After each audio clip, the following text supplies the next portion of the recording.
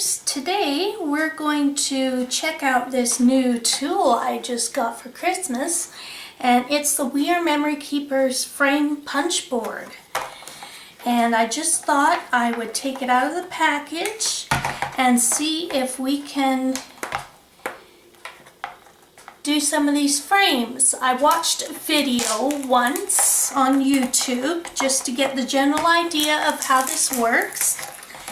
And I'm just going to give it a try and see if I can figure this out just from watching that one video. And we'll see how easy it is to use.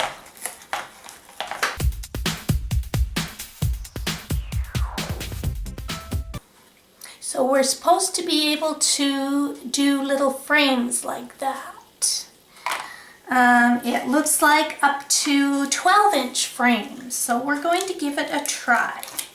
And we're not even going to look at the instructions. We're just going to see if I can figure this out here. Okay, so from what I gather, we'll try a 12-inch frame. Okay, so there's little marks on here. I don't know if you can see that. Little numbers right along here. And let's see. So 1 inch, half an inch, quarter inch. We'll try 1 inch. Okay, so we put the corners in and give them a punch. Okay, and that's the kind of corners it gives you. Whoops, we'll switch that there so you can see the corners. Okay, and then let's see. I don't know how this is going to work, but okay. Let's see if we can figure this out. So,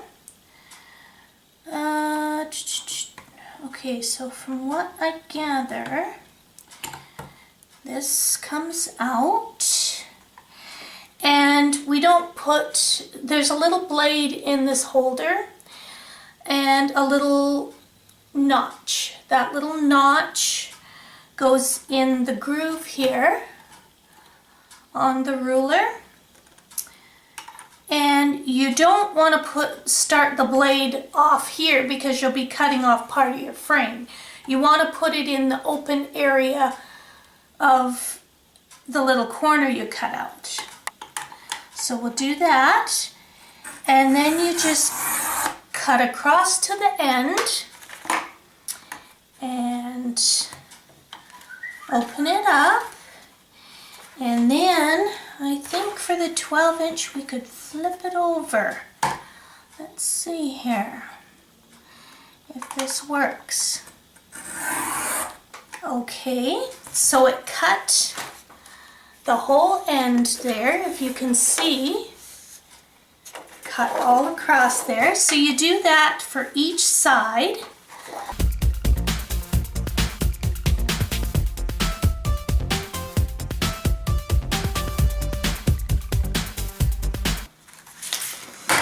Okay, so, well, we pretty much figured it out, except the only thing is, it looks as though, so I slipped a little bit because it kind of cut into itself there. So we will just kind of try to trim and even that off a little. There we go. So, yeah, it's a little bit ragged cutting on the big frame like that, but it didn't do too bad. And so there you go. Right away I did a 12-inch square frame, and you can use that on a full 12-inch page if you want to have a bit of another page showing underneath, instead of using a full 12-inch page and covering it with an 11 and a half by 11 and a half paper, you can just take a full 12-inch and put this over top so it looks like it has this frame part behind it, but it actually doesn't. That'll save you all this paper in the middle. Anyway, okay, so the 12-inch worked.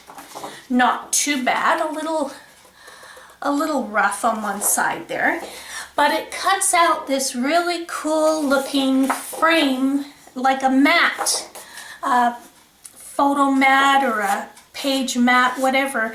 Like with it being this large, you can use it on a page, and it would make a nice backing for your photos. It's got those fancy cute little corners on it.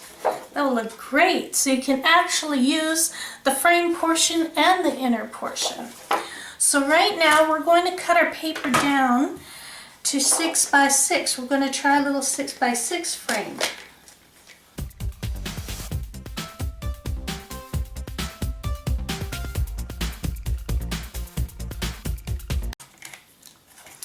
Okay, so we got a 6 by 6 there, and we'll give it a try.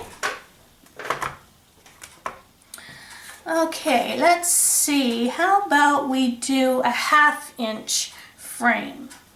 So I think what you do is you take these pegs out, you put it in the 1/2 inch notches, just like that. It's just to keep your paper, the corner of your paper, from going back too far. So this is going to be 1/2 inch.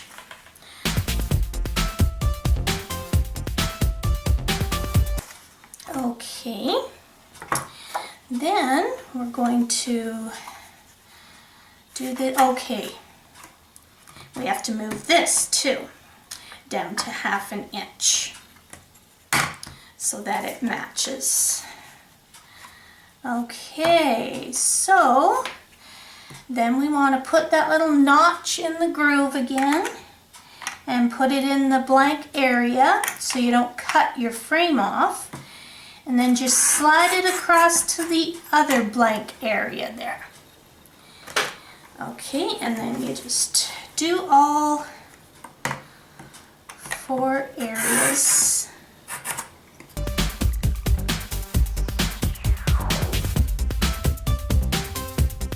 So then we've got this. It sometimes has little tailings on the end there, if you can see that. That little end, we'll just snip that off. Okay, so you have another mat to put a photo on or whatever you want to do with that.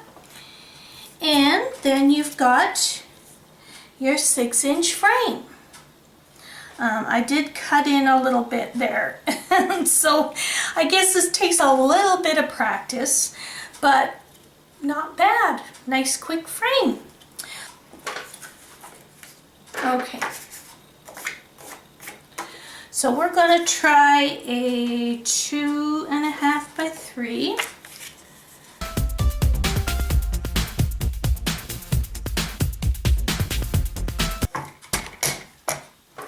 Okay, now we're going to, let's do a little Polaroid. So I think what I want to do here is do a, let's see, maybe 1/2 inch on the bottom and maybe a 1/4 inch the rest of the way. So let's see. Okay, so 1/2 inch on the bottom. Okay, so we're going to do the 2 bottom corners.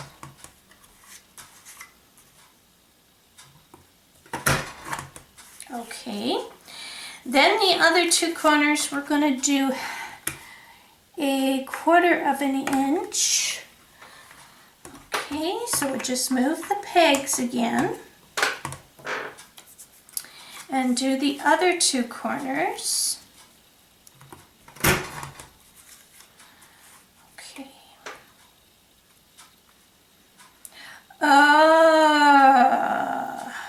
Now I'm seeing a problem. Okay. So if we do that, it's not going to work because this is over too far from this. It doesn't line up. Okay, so how are we going to do that one? Let's figure that out. So let's cut a new square.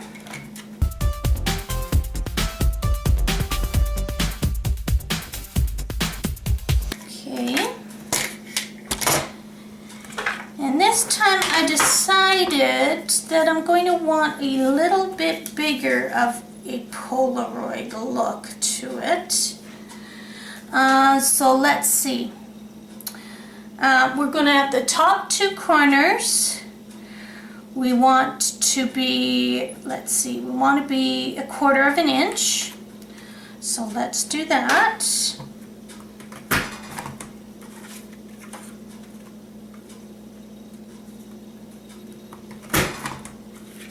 Okay, so we got the top two corners. Now for the bottom, let's say we want 3/4 of an inch on the bottom of the Polaroid. Okay, so then if you look at it, we're going to want still 1/4 of an inch on this part. So 1/4 of an inch, leave it there. But this one, we're going to move to 3/4 of an inch. There we go. And then we're going to punch it. Okay. And then you see it is leaving enough at the bottom here, but it is lining up. To do the other one, you just want to flip it over because this end is 1/4 inch. So we're going to cut that at 1/4 inch. We're cutting this corner here. So we want to flip it. Let's see if we can figure this out here. Okay. So, yes. So this is 1/4 of an inch. And this 3/4 of an inch. There we go. Now that's looking much better. It's lining up. Okay, so now we go over to the cutting part. And we want 1/4 of an inch there. So we move the bar to 1/4 of an inch. We put that in. And we just give a quick little cut. And then we move it. Because 3 sides are 1/4 of an inch. This one here. Okay, so then the last side is 3/4 of an inch, not 1/4. So we want to move the bar back to 3/4 of an inch. And then we put that one side we have left in. And we cut that, whoops, whoa. And put that back in its holder. And then look at that. Still, I find that it's a little bit off. If you can see, let's see, move this out of the way. If you can see, there's a couple of little edges there that are not quite cut right. So we have to use the scissors to just trim that off a little. If you're picky like me and want it to look just exactly right. If you're not too picky, then it's okay, but me, I'm picky. Then you have this cute little piece you can use. You can use it for decoration, make an embellishment out of it if you want. So you can always save the insides of the frames. I like that. And then there you go. There's the cute little Polaroid frame. And if you want, there's even a corner rounder just to round the corners. You put it to the very last pegs there. And you can go in and you can round, I think, yeah, that's kind of cute. You can also round the corners if you want to. So that's what it looks like. And so my review of this, it's not really that hard to use. It's just when you do the Polaroids, you gotta do a little bit of that extra thinking. So maybe don't be doing the Polaroid frames at nighttime when you're exhausted and getting tired from scrapping all day. So I do like the frame board. I think it's a fantastic little toy. I love this tool, and I think it's worth getting because you can just pop it in your bag, take it to crops, and cut your frames fairly quickly. It's just an awesome tool that saves you a little bit of time when you're cutting all those frames. Makes all different sizes. It's just with the paper cutting, sometimes it doesn't line up quite right. But other than that, it's a fantastic tool, and I do recommend you get one.